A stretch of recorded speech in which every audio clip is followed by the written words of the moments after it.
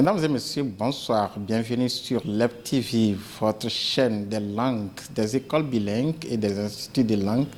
Aujourd'hui, nous sommes ici pour vous parler d'un événement important, un événement qui s'est déroulé au début du mois de septembre. Ils ont fait le tour du pays, les monts et vallées du Bénin, à la recherche des jeunes, mais à la recherche des jeunes pour les motiver à prendre certaines initiatives, des initiatives de leadership. Ils, ce sont les anciens bénéficiaires du programme YALI, de la bourse YALI, offerte par l'ambassade des États-Unis, alors qui sont regroupés au sein de l'association BYAA, c'est-à-dire Benin YALI Alumni Association. Alors nous sommes ici pour en parler. Qu'est-ce qui s'est passé pendant cette tournée? Quelle est leur impression? Qu'est-ce qu'ils ont pu vivre? Quelles sont les étapes marquantes?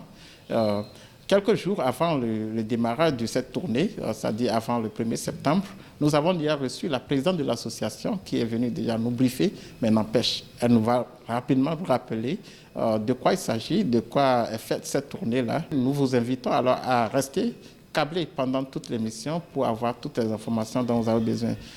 Alors, Madame la Présidente, oui. Bonsoir. Bonsoir. Alors, merci de vous présenter aux téléspectateurs. Alors, mon nom est Titi Layofa Foumi. Je suis l'actuelle présidente du Benin YALI Alumni Association, qui est, comme vous l'avez dit tout à l'heure, l'association qui regroupe les boursiers du programme YALI dans son ensemble. Donc, à la fois les boursiers du CRL de Dakar et du Mandela Washington Fellowship. Alors, pendant 9 jours, vous avez parcouru le pays. Est-ce que vous pouvez nous rappeler encore de quoi il s'agissait? Pourquoi cette tournée? Alors, nous avions décidé au sein de notre association, vraiment de façon extraordinaire, on va dire, pour la toute première fois, en tout cas pour le BYAA, de faire la tournée des 12 départements de notre pays pour partager les informations sur le Mandela Washington Fellowship et sur le programme CRL Dakar, afin de rapprocher l'information de nos jeunes frères et sœurs des différentes communes. Donc pendant 9 jours, nous avons sillonné les 12 départements. Nous avons démarré par Cotonou, au niveau de l'ambassade des États-Unis. Nous avons été ensuite à Boumé-Calavi, sur le campus. Nous avons été à Porto Novo, à American Corner, à Ifani, c'est la mairie qui nous a reçus. Nous avons après ça été à Lokossa, ensuite à Koulékamen, oui, au niveau de la mairie, justement de Koulékamen. Ensuite, nous avons été reçus aussi à la mairie de Dassa. Après Dassa, nous avons été à Djougou. Après Djougou, nous sommes allés sur Nati Tengu, puis à Parakou et à Kandi. Donc, nous avons pour la première fois été dans chacun de ces départements-là pour expliquer aux jeunes leaders du Bénin, hommes et femmes, en quoi consiste le programme YALI, ce qu'ils peuvent bénéficier en participant à ce programme-là et surtout comment y participer. Parce qu'en cette période-là étaient toujours ouvertes les candidatures au Mandela Washington Fellowship. Donc ça s'est clos la 2e semaine de septembre. Donc nous sommes quand même contents d'avoir pu relever ce défi-là qu'on s'était donné au début de cette activité. Alors, merci, madame. Vous n'êtes pas seul sur le plateau, vous êtes avec les autres membres de l'association qui ont aussi fait la tournée avec vous. Quelle est l'importance pour l'association de cette tournée? Alors, nous allons avoir la réponse d'un autre membre, peut-être qui va nous dire un peu quelle est l'importance pour BYAA d'organiser une telle tournée. Merci beaucoup, monsieur le journaliste. Moi, c'est Fréjus Tanguy Zinsou. Je suis un ancien boursier du programme YALI, principalement la composante Mandela Washington Fellowship. Alors, l'avantage au fait pour BYAA d'organiser cette tournée, c'est que plus au fait il y a de jeunes leaders qui sont formés, qui sont renforcés dans la communauté, plus la communauté ira mieux. Parce que l'objectif de BYAA, c'est de travailler au fait pour la communauté, c'est de travailler pour le bien-être de la communauté. Donc, nous voulons avoir plus de jeunes, c'est-à-dire et renforcer plus de jeunes formés pour que vraiment nos communautés en fait, se portent mieux. Donc, dans cette optique-là, nous avons quand même voulu aller vers ces jeunes-là pour leur apporter l'information qui est une opportunité qu'ils peuvent en fait utiliser, saisir pour se renforcer, pour se former encore davantage et mieux servir leur communauté. Ce qui est l'objectif phare du BYA. Alors, pour cibler, pour partager cette information, vous avez parcouru les 12 départements du Bénin et vous avez ciblé les chefs-lieux des départements. Alors, pourquoi le choix des chefs-lieux et pourquoi ne pas aller au-delà? Madame, merci de vous présenter et de nous dire un peu pourquoi avoir ciblé juste les chefs-lieux et pourquoi pas d'autres villes du Bénin. Les chefs-lieux, c'est pour centraliser les choses. C'est pour avoir plus d'impact. Parce qu'aujourd'hui, nous rentrons satisfaits d'avoir touché 12 départements. 12 départements, même les plus oubliés. Et je peux vous dire que sur notre tronçon, nous avons découvert des villes que nous ne connaissions que politiquement. Des villes qui sont oubliées. Donc nous avons donné l'accès à l'information. Nous ne sommes pas les plus riches du Bénin.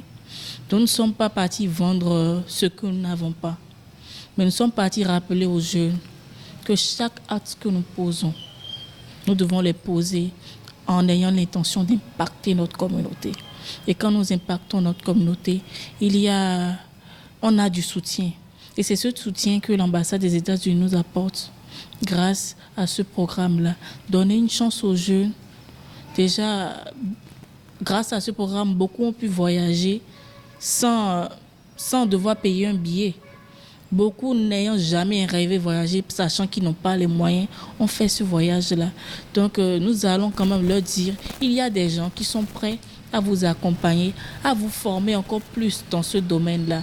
Et je peux vous dire qu'après ces formations, quand tu rentres et tu dis, j'ai fait une formation en leadership aux États-Unis, peu importe ton domaine, même si tu es juste un serveur dans un bar, on se dit, tu as une certaine notion de civisme.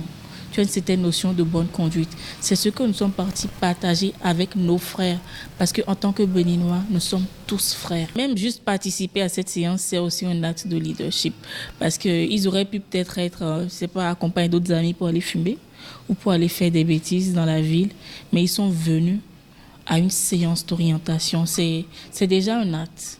Parce qu'il y a tellement de jeunes sur Internet qui vont regarder autre chose, mais tout le monde ne s'intéresse pas au programme qu'il y a dans une certaine ville.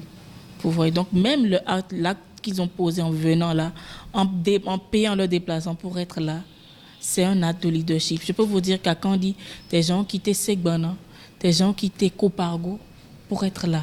C'est un acte de leadership. Alors, c'est un acte de leadership. Nous allons passer le micro au monsieur qui est juste à côté de vous. Alors, comment vous avez trouvé les jeunes, l'intérêt des jeunes pendant ce parcours? Est-ce qu'ils étaient enthousiastes? Est-ce que vous avez quand même senti un certain nombre d'intérêt?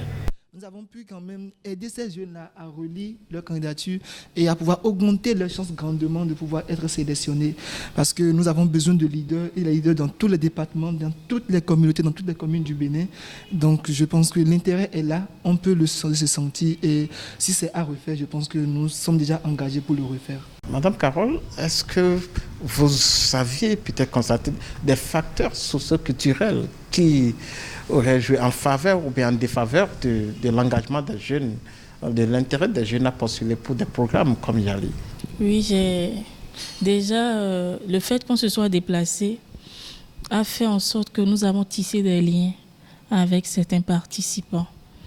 Et il y a une jeune fille que j'ai rencontrée à Djougou qui racontait, elle est mère, et elle disait qu'avant que je ne vienne, mes beaux-parents m'ont interdit de sortir. Et qu'elle a pris son enfant et qu'elle a dit qu'elle va quelque part à la pharmacie, mais où, et qu'elle est arrivée. Elle s'est dépêchée, elle est venue.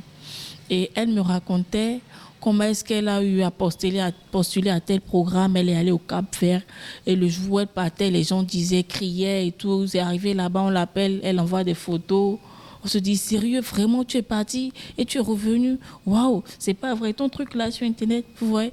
Donc, il y a aussi des gens qui ont du potentiel et qui n'arrivent pas à sortir. Et cette jeune fille-là, elle prépare du savon, elle forme d'autres jeunes filles. Elle le fait dans l'ombre, mais ça paye quand même. C'est le genre de personnes que nous recherchons, des gens qui impactent leur communauté. Des gens qui ne voient pas les difficultés comme une fatalité. Et quand on est allé, c'était aussi pour leur montrer que dans votre communauté, il y a quelqu'un de chez vous qui a participé à ce programme, quelqu'un qui parle la même langue que vous, quelqu'un qui a peut-être grandi dans le même milieu que vous. Et ils en ont vu avec qui ils ont échangé. Vous voyez. Donc, je ne sais pas, c'était extraordinaire. Mais ça nous a permis aussi de comprendre aussi la réalité des milieux.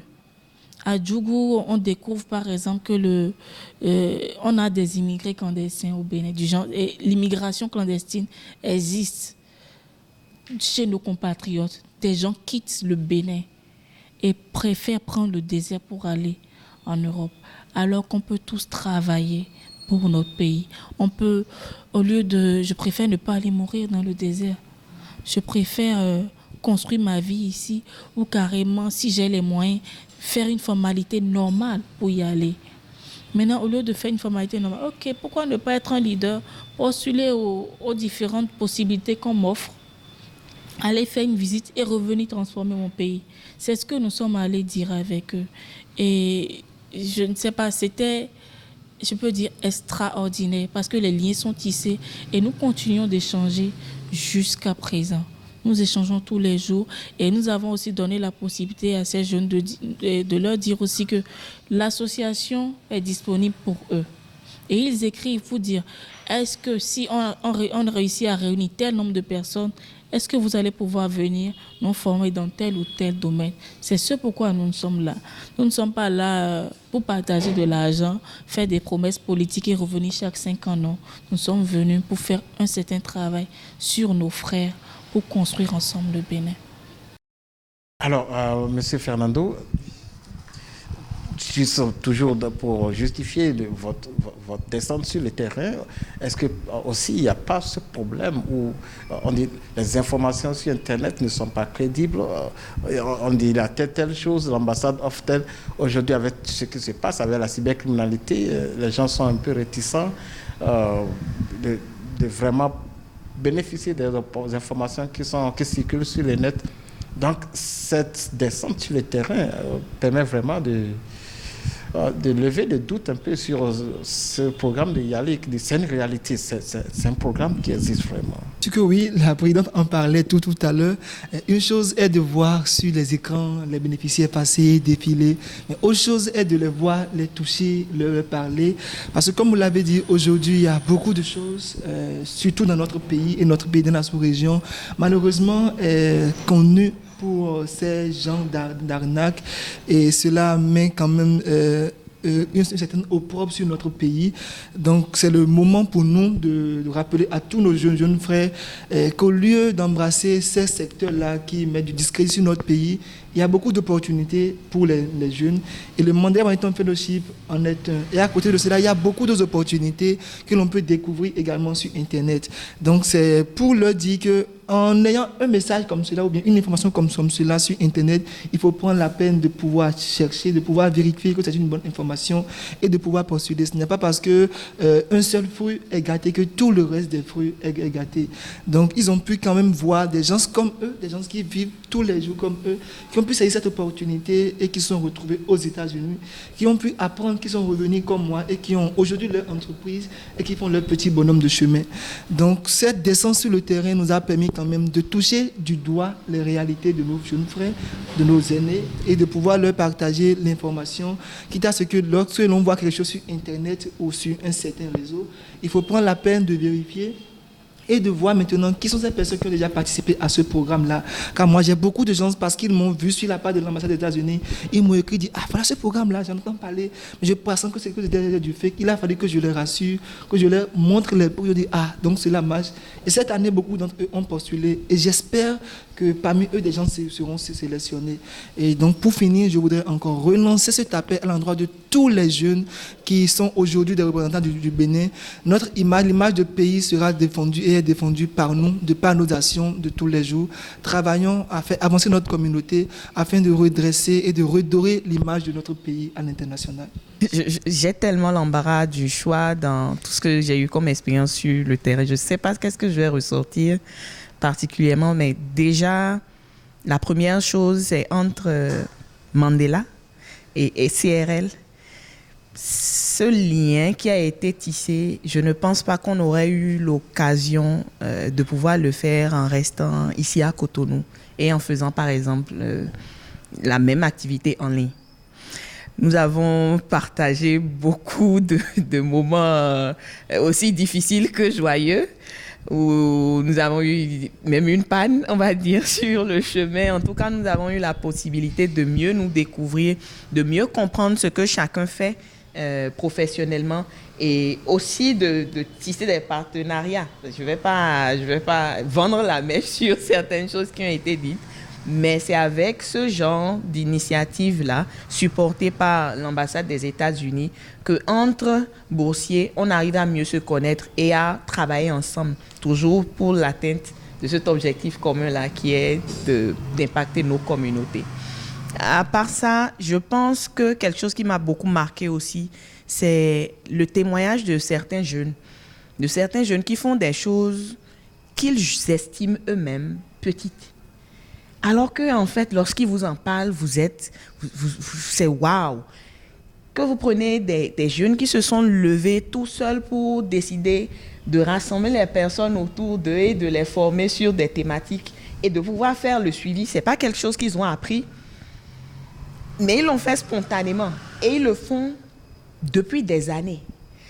Nous avons eu à rencontrer dans le nord du pays, il y a un monsieur dont le nom est en train de m'échapper, mais il forme des jeunes femmes dans le domaine politique. Moi, j'ai jamais entendu parler de lui, par exemple, mais ce genre d'action peut être répliqué dans chacune de nos communes, chacun de nos départements.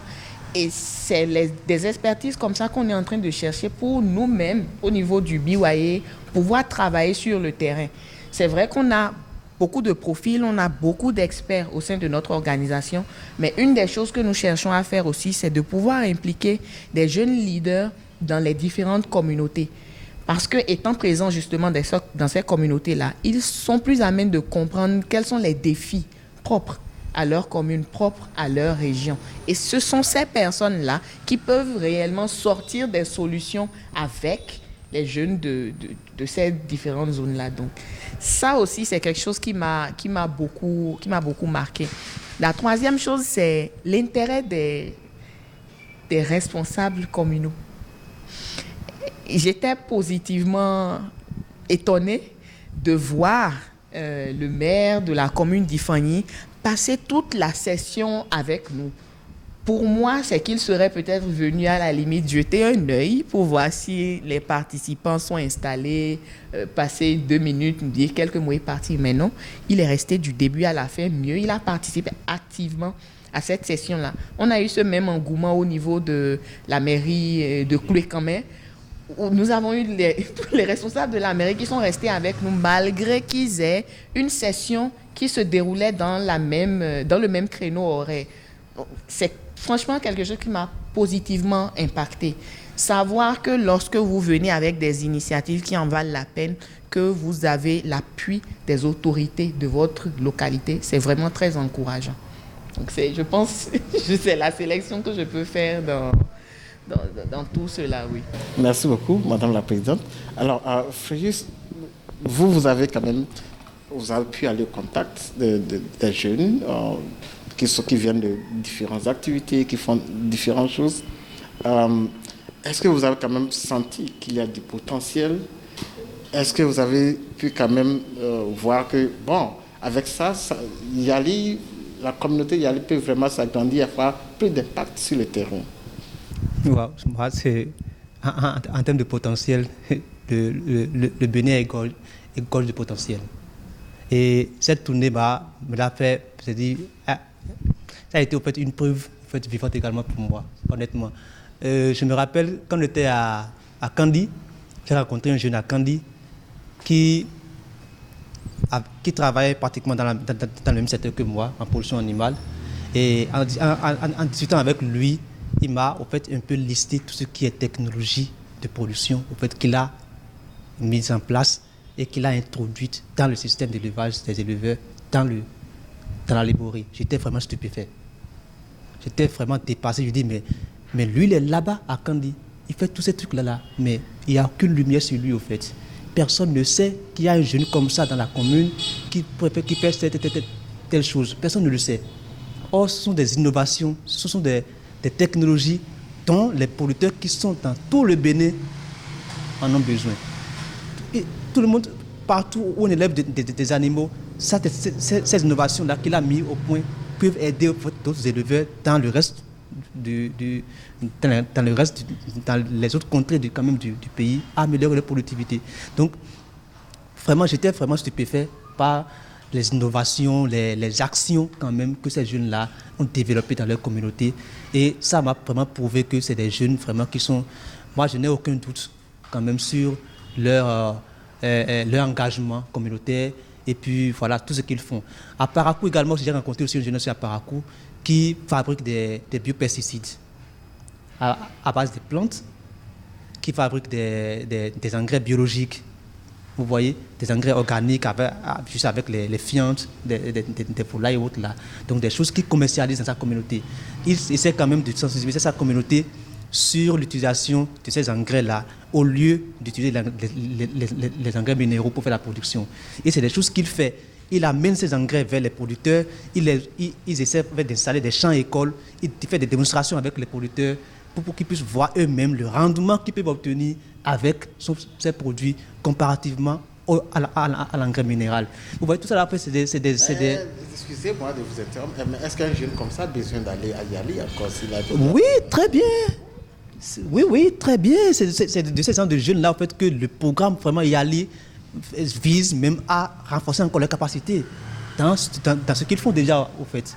Vous comprenez? Donc, quelqu'un qui est déjà quand même à un certain niveau et qui passe à ce programme-là, mais c'est que lui, le programme lui permet quand même de prendre son envol et impacter maintenant encore plus si avant, c'est un village qu'il impactait avant, par exemple, par cette activité.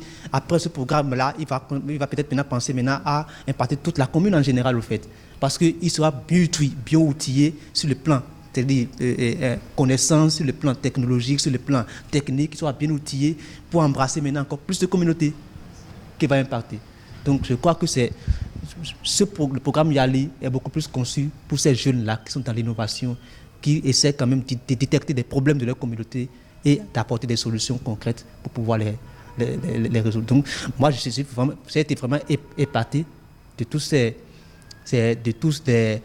tous les témoignages des jeunes, tout ce qu'ils font. Tout à l'heure, la présidente tout à l'heure, il y a beaucoup de jeunes qui font tellement de choses, mais qu'ils ont souvent l'habitude de minimiser.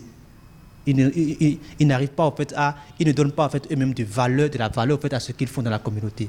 Mais le programme Yali est là pour leur permettre d'ouvrir les yeux sur ce qu'ils font eux-mêmes d'abord, parce que même le simple fait même de postuler, même de remplir le formulaire de candidature, ça permet déjà aux jeunes lui-même d'abord de dire tiens, ça veut dire que j'ai tel potentiel alors, il y a telle chose que je fais déjà dans ma communauté. Le simple fait d'abord de postuler.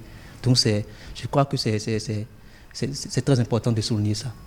Merci beaucoup. Sur le plateau, ici, nous constatons, nous avons des femmes, des hommes, un parfait équilibre de genre. Madame Carole, est-ce qu'on a constaté cet équilibre-là parmi les participants pendant votre tournée? Pas partout. Nous avons, par endroit, nous avons eu des femmes. Mais ma plus grande déception, c'était à Lokossa. On n'avait aucune femme à croire qu'elles étaient toutes au marché ou à la cuisine. On n'avait aucune femme. Mais par contre, à Koulekamé, on sait que surtout là-bas, c'est des femmes qui travaillent, mais on a vu des femmes. On a vu des femmes, on a vu des jeunes filles qui étaient déterminées. Certaines étaient même déjà inscrites à la bibliothèque de l'ambassade à Cotonou. Donc, et à Parakou, à Parakou, j'étais très heureuse. Il y avait un parfait équilibre là-bas. En fait, ça fait changer l'image qu'on a de certaines de nos régions. Parce que parfois, entre-temps, on se dit, dans ces zones, les filles n'ont pas droit à la parole, les filles, elles sont limitées et tout. Mais elles sont sorties nombreuses, que ce soit à Parakou, à Natitengu, à Kandi, à Djoukou. Elles étaient avec leur voile. Une était avec son bébé. Donc, il y avait un parfait équilibre, que ce soit pour les femmes, que ce soit pour les handicapés. On avait des aveugles, on avait un paraplégique. C'est pour vous dire que... un couple, voilà, à Kandy, vous voyez. Donc, c'est pour vous dire que, déjà, l'exemple du couple, ça veut dire que l'homme peut accompagner sa femme dans ses projets. La femme accompagne aussi son époux dans ses projets. C'est beaucoup de choses. Et pour moi, encore, tout à l'heure, Fréjus parlait de quelqu'un qui a du talent. Vous avez demandé, est-ce que celui-là a besoin de Yali? Mais il faut qu'on devienne aussi riche dans nos pays francophones. Excusez-moi. Comment se fait-il qu'un enfant, par exemple aux États-Unis, un enfant de 8 ans ou de 12 ans, crée un bon moment et devienne multimilliardaire? Alors qu'ici, celle qui fait hindou, ou bien, je ne sais pas, les petites galettes, la coulis-coulis, est restée à son niveau. On manque d'éducation financière. On manque d'un certain mindset qui nous permet d'aller de l'avant malgré les difficultés. Alors que nous sommes dans une société qui n'est pas forcément très optimiste face au projet. Au contraire, il y a parfois la famille, les amis qui te disent « Ah, est-ce que tu pourras ?» Donc, il faut aller... est-ce que je vais aller apprendre, aller, s'approprier cette mentalité que les autres ont et vont de l'avant. Parce que quand moi je réfléchis, je fais un petit bilan. Le football, je pense que c'est anglais. Le basketball, c'est des jeux que les gens ont créés, mais qui génèrent de l'argent aujourd'hui. Pour un jeu, du genre, je crée un jeu, les enfants jouent à la maison, et aujourd'hui, c'est un sport international qui génère des millions. Le football, c'est une puissance aujourd'hui. Le basketball, c'est une puissance aujourd'hui. Mais moi, en tant que jeune béninois qui vient, par exemple, de Tukutuna, en faisant mon petit cliché ou bien les clics de Djougou, par exemple, tellement bon. Il faut s'imaginer ça, c'est pas le monétiser, comment le conserver pour peut-être vendre en Chine, par exemple. Pour peut-être ça va rentrer dans du sushi un jour, je sais pas trop, mais il faut qu'on puisse voir plus loin, c'est pas derrière l'horizon, quoi. Il faut qu'on puisse aller au-delà, pouvoir mettre des objets au-delà de là où notre main s'arrête. Pour moi, c'est ça, et c'est ce que ce programme peut rapporter. Une question, un problème dont se sont plaint beaucoup de personnes pendant la tournée. Quelle alternative je ne sais pas, BYAA propose pour vraiment relever, aider ces jeunes-là à pouvoir quand même, même s'ils remplissent les autres conditions, la langue ne leur soit pas un obstacle. Oui, vous avez parfaitement raison. La langue pourrait être un obstacle, surtout dans un pays francophone comme le nôtre. Et qu'est-ce qu'on peut faire? C'est ce que nous avons essayé de dire avec les jeunes lorsqu'on les rencontre. Comme Frédéric le disait, on leur dit qu'ils n'ont pas forcément besoin d'avoir le niveau de Barack Obama, Nelson Mandela ou bien Joe Biden, mais pouvoir quand même parler, pouvoir quand même s'exprimer, communiquer en anglais. C'est déjà ce qu'on leur demande. Et nous profitons toujours pour leur donner quelques astuces, et c'est en cela que nous voulons remercier l'ambassade des États-Unis qui, déjà de par sa bibliothèque, permet à beaucoup de jeunes ici à Cotonou, à Paracourt et à Porto-Novo, à Calavi, de pouvoir déjà faire un pas vers l'anglais, de pouvoir pratiquer. Mais il y a également beaucoup de ressources qui sont en ligne, juste sur les sites de l'ambassade ou bien du département d'État américain, où les jeunes pourront aller et également pouvoir s'approprier cette langue. Nous avons partagé également avec eux beaucoup d'autres astuces, puisque nous-mêmes, il y a beaucoup parmi nous qui sont dans le domaine des langues, tout comme moi, qui est un centre de formation en anglais. On leur a dit que l'anglais, tout comme autre langue, ce n'est pas une langue qui s'apprend, c'est une langue qui se parle. Et que dans leur communauté, s'ils pouvaient se réunir, on l'a même proposé, s'ils pouvaient se réunir, et en 10, 15 personnes, on a la possibilité de leur apporter le support technique qu'il faut pour qu'ils puissent se former en club et pouvoir commencer par pratiquer la langue. Yali, on peut postuler une fois, deux fois, ça peut ne pas marcher. Il y en a certains qui ont même postulé 3, 4 fois. Même 7 fois. Quel message avez-vous pour ceux-là? C'est vrai, vous en avez parlé de long en large sur le terrain, mais pour nos téléspectateurs, quel message avez-vous pour ces personnes-là? Si vous avez postulé au programme Yali, que ce soit pour le Mandela ou pour le CRL Dakar, et que vous n'avez pas été pris, ça ne veut pas dire que vous n'êtes pas bon. Ça ne veut pas dire que votre tête ne plaît pas aux sélectionneurs ou quel que soit ce que vous vous dites. À votre niveau, vous devez pouvoir remettre en question la façon dont vous avez rempli votre formulaire. C'est la première chose. Le contenu que vous avez proposé, comment est-ce que vous avez présenté ce que vous faites réellement sur le terrain. Pour petit rappel, pour le Mandela Washington Fellowship, on recherche plus à voir ce que vous faites sur le terrain. Quel est l'impact réel? Il ne s'agit pas juste de lister une série d'activités que vous avez initiées, mais beaucoup plus de mettre en avant l'impact que ça a eu sur votre communauté. Au niveau du CRL Dakar, l'accent est beaucoup plus mis sur une initiative que vous êtes en train de mettre sur pied ou que vous avez eu à mettre sur pied. D'accord? Donc, déjà au niveau de ce point-là, c'est différent. Donc, si vous remplissez le formulaire de candidature du CRL Dakar comme vous avez rempli pour Mandela, ça ne va pas marcher et vice-versa. Donc, il faut vraiment pouvoir remettre en question ce point-là, relire correctement les questions qui sont posées parce que les questions parfois se ressemblent mais ne veulent pas dire la même chose. Et cette année, un aspect que nous avons ressorti, c'est l'aide des boursiers, de ceux qui ont déjà participé à ce programme-là. Cette année, dans les différents départements, nous avons créé des groupes WhatsApp pour des personnes qui étaient en train de déposer leur candidature pour les aider à relire. Parce que c'est toujours utile de faire relire ce que vous voulez envoyer comme application. Ça peut ne pas être des boursiers. N'importe qui dans votre entourage que vous pouvez juger quand même assez mature, assez mûr pour pouvoir jeter un œil, un regard critique sur ce que vous êtes en train d'envoyer comme candidature. N'hésitez pas à faire relire cela. Comme vous avez dit tout à l'heure, vous pouvez postuler 1001 fois. Mais ne vous dites pas que parce qu'on ne m'a pas sélectionné 1-2 fois, ce n'est pas fait pour moi ce programme-là. Oui, l'alumni Carole a dit ça tout à l'heure. Il y a l'un d'entre nous qui a postulé 7 fois. Je ne vais pas oser dire son nom. Je ne vais pas oser dire son nom, mais il nous l'a confié lors de la session d'orientation, le PDO, au niveau de l'ambassade. Et que c'était la dernière année à laquelle il était toujours éligible. Donc, c'est l'année de ses 35 ans qu'il a été sélectionné. Donc, depuis le lancement du YALI, du Mandela Washington Fellowship, il ne faisait que postuler. Chaque année, il était refusé. Et il a finalement été sélectionné l'année de ses 35 ans. Ça veut dire quoi? Que vous avez, entre cette année, si votre candidature a été rejetée, entre cette année et l'année prochaine, vous avez l'opportunité de renforcer votre niveau en langue. Vous avez l'opportunité d'étoffer votre CV, de mieux réfléchir, de mieux penser votre projet professionnel.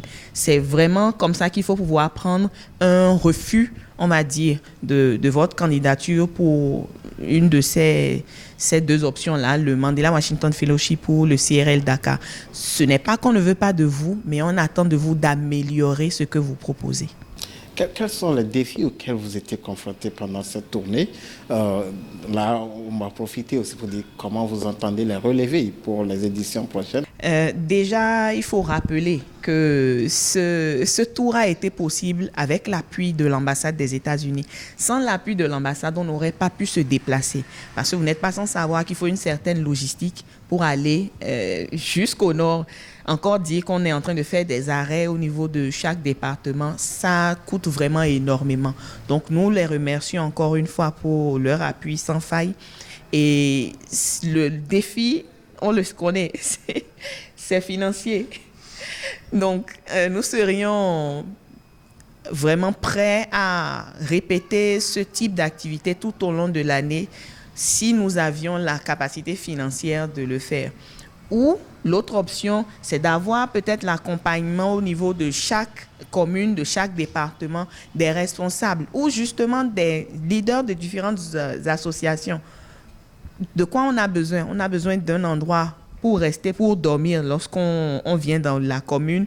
On a besoin d'une salle pour pouvoir rassembler des personnes qui veulent participer, bénéficier des formations ou des informations que nous apportons.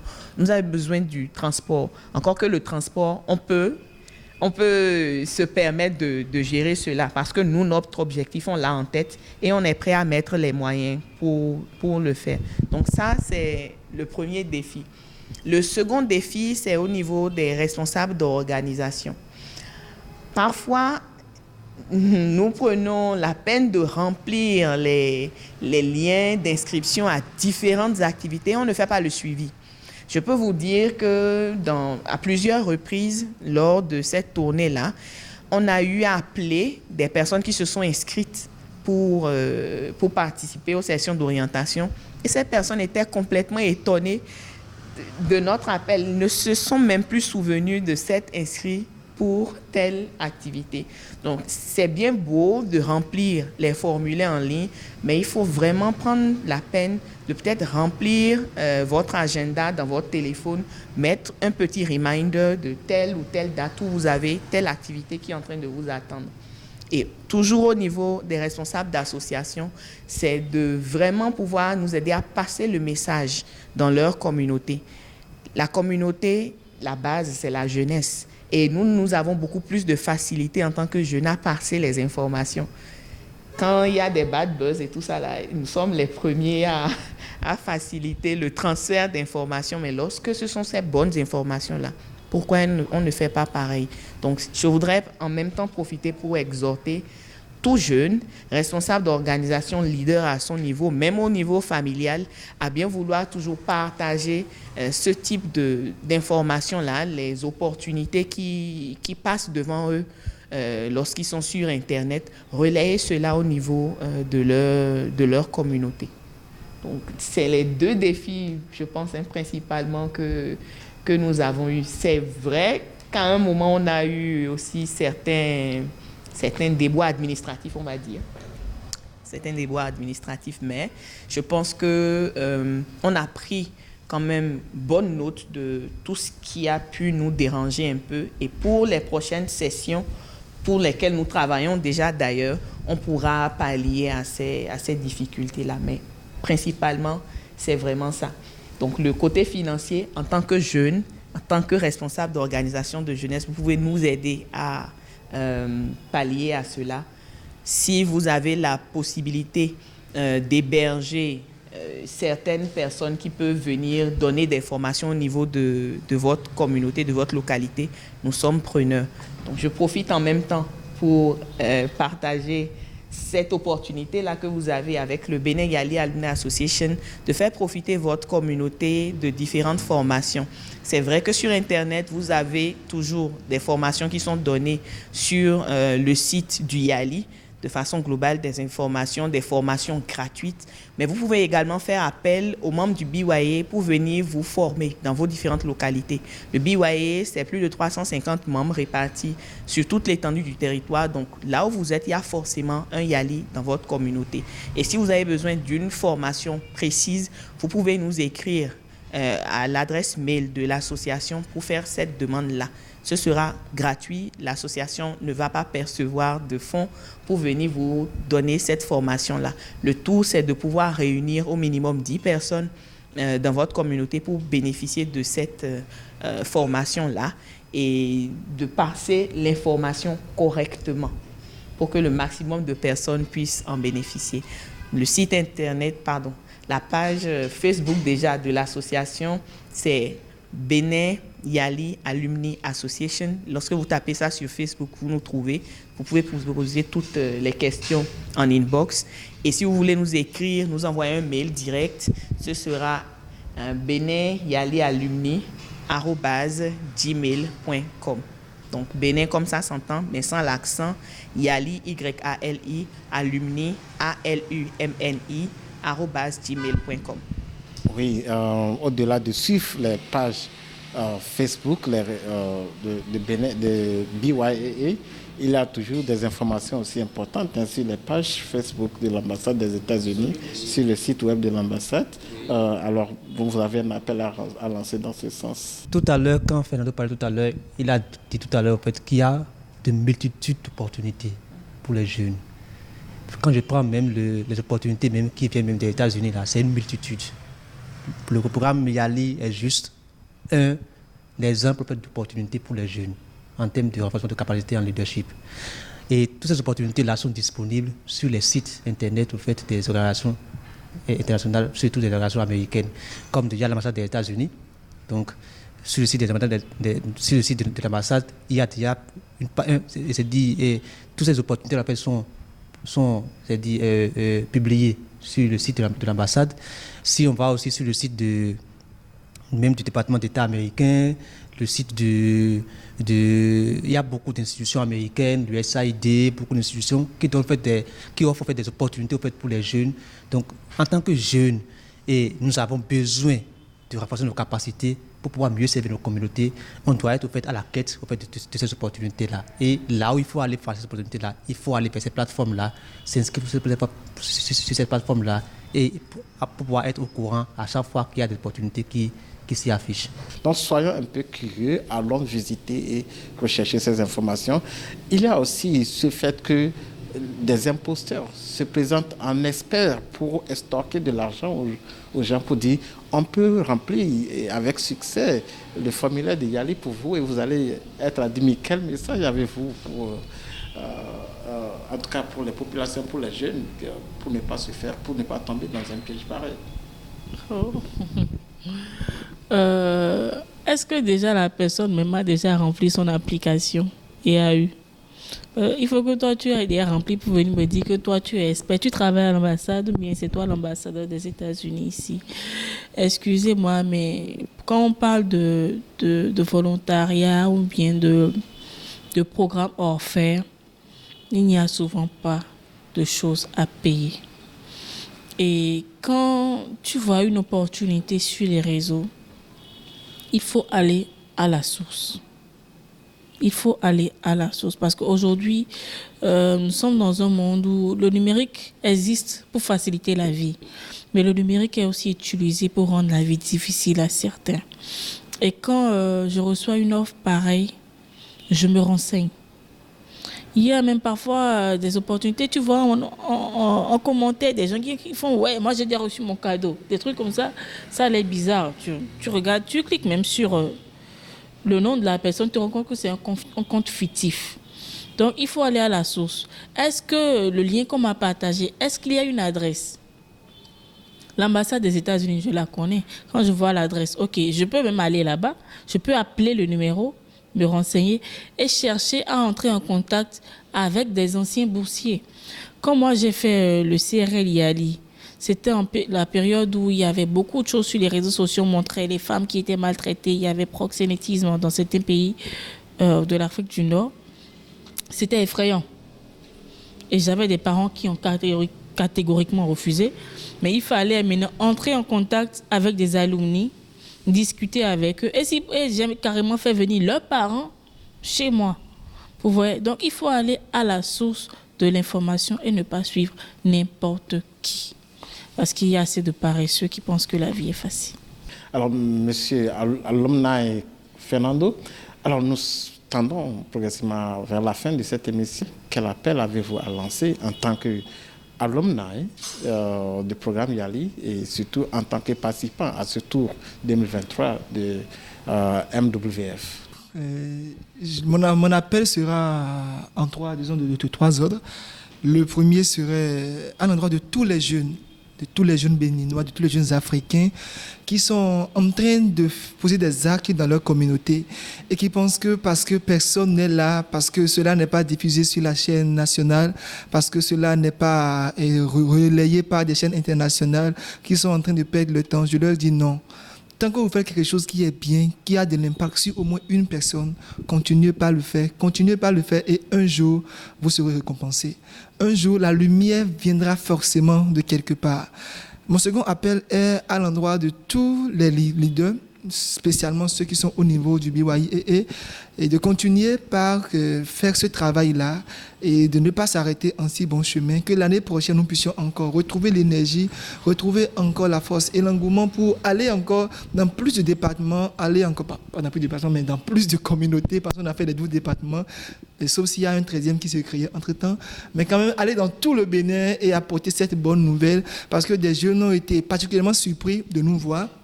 Les gens se sont dit, mais on n'a pas l'habitude de vous voir. Des gens venus de Cotonou, c'est quoi? Qu'est-ce qui se passe? C'est pas de la politique et on vous voit venir porter une information. Ils étaient surpris. On veut que les gens soient de plus en plus surpris et qu'à la longue, ils soient même moins surpris parce que ce sera une habitude pour eux de voir des opportunités venues de partout vers eux.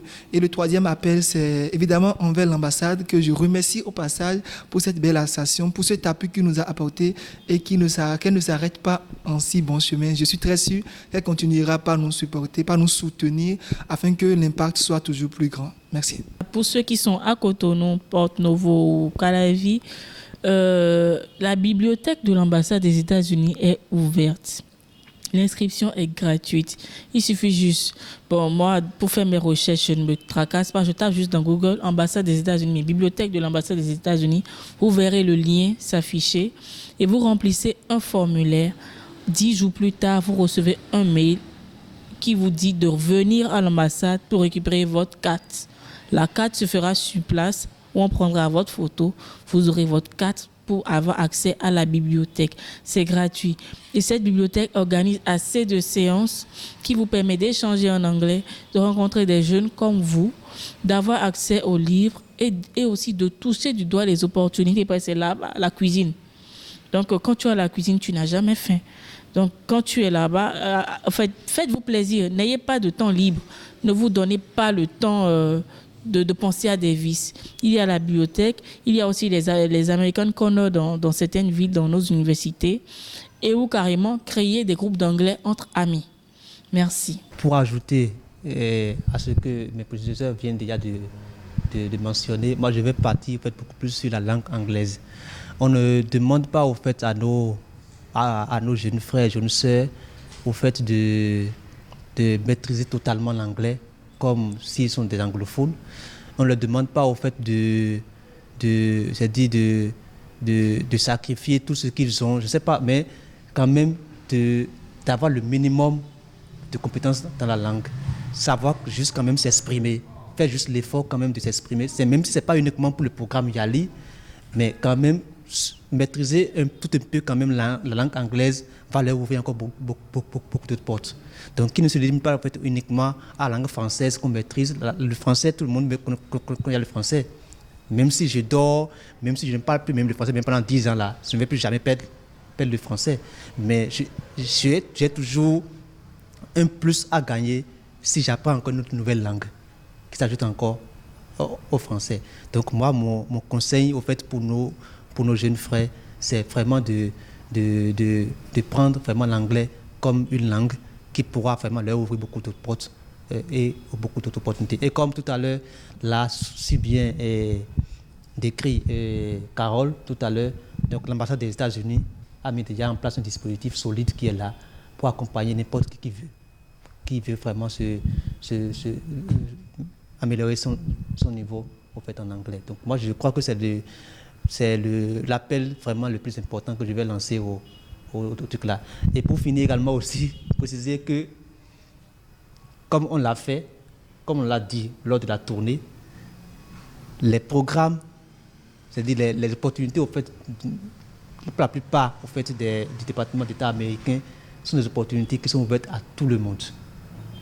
C'est-à-dire, il n'y a pas que, comme ils sont à Cotonou, c'est réservé pour ceux qui sont à Cotonou. Pour le fils du même pour le fils du paysan qui est à Tchoumi, qui est à Tangueta, qui est à Tukuntuna, c'est pour tout le monde. Tout le monde est concerné, tout le monde peut postuler, tout le monde peut bénéficier de ce programme-là. Donc ce n'est pas pour une couche donnée, ce n'est pas pour une ville donnée, ce n'est pas pour une ethnie donnée, c'est pas, non, c'est pour tout le monde. Il n'y a pas d'exclusion pour ce programme-là. Donc, que tout le monde soit sur les aguets, on est leader, on veut renforcer nos capacités. On a expliqué maintenant en fait, les plateformes sur lesquelles il faut aller rencontrer des opportunités et maintenant se préparer pour pouvoir s'y lancer. C'est des opportunités qui sont pour tout le monde. Il n'y a pas pour quelqu'un d'autre et que c'est pour une couche donnée, pour t'aider à donner. Mais nous-mêmes, moi personnellement, moi je suis fils de producteur. Moi je suis un villageois, moi. Mais pourtant, j'ai bénéficié du programme. Vous voyez, donc je suis un villageois. Mais pourtant, mes parents ne sont pas des intellectuels, mes parents ne sont pas des recadres, ne sont pas des députés, des ministres, des présidents d'institutions. Non. Vous voyez, ma maman, elle est villageoise. Mais pourtant, j'ai bénéficié de ça. Parce que c'est un programme qui est hautement inclusif.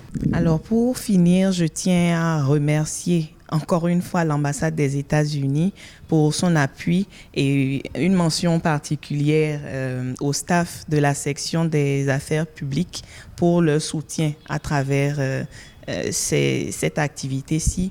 Je voudrais également remercier les autorités communales qui ont pris de leur temps pour nous suivre, pour nous soutenir lors de notre passage dans leur localité. Je vais mentionner particulièrement le maire de la commune d'Ifani, remercier toute l'équipe de la mairie de Klouékamé et l'équipe de la mairie de Dassa ainsi que l'équipe de la mairie de Nati Tengou pour nous avoir facilité nos différentes sessions.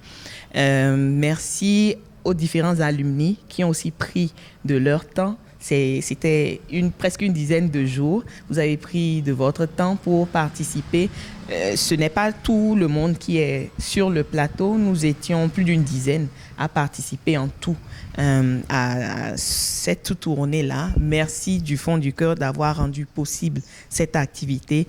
Et merci encore à toutes les personnes qui ont pris de leur temps pour participer à ces différentes sessions d'orientation. Je nous invite encore une fois à suivre les différentes pages des organisations mentionnées lors de cette émission. En premier lieu, les pages du Benin Yali Alumni Association, la page de l'ambassade des États-Unis que vous pouvez trouver en tapant dans l'onglet de recherche de Facebook, Embassy Cotonou, US Embassy Cotonou, pour trouver la page de l'ambassade des États-Unis à Cotonou, au Bénin. Voilà. Donc, je pense que... Et je voudrais également remercier justement LEPTV parce que l'équipe nous a suivis sur cette dizaine de jours. Ça a été un soutien qui nous a vraiment beaucoup revigoré. Comme j'ai dit tout à l'heure, l'un de nos défis, c'était vraiment la capacité financière de pouvoir gérer ce projet-là de bout en bout. LEPTV a vraiment été d'un appui sans faille. Merci encore à toute l'équipe de LEPTV. Mesdames et messieurs, nous voilà à la fin de cette mission. Il s'agissait de faire le bilan de la tournée que BYA a eu à faire pour faire ce qu'ils savent faire, c'est-à-dire le leadership, mais aussi créer de nouveaux leaders dans tous les départements, dans toutes les localités, dans toutes les communautés du Bénin, et aussi un clin d'œil à l'ambassade des États-Unis qui est à la base de cette initiative, qui soutient techniquement aussi financièrement, et aussi la présidence en appelle aussi au soutien d'autres partenaires, surtout les élus locaux, dont ils ont fortement besoin le soutien, aussi bien dans la mobilisation que dans la mise à disposition de la logistique, un peu comme les lieux d'hébergement pour l'équipe qui va faire la tournée, et aussi les salles de conférence pour la présentation, des différentes présentations. Donc, mesdames et messieurs, c'était votre émission Café Polyglotte. Merci de nous avoir suivis et à la prochaine. Yali! Yali!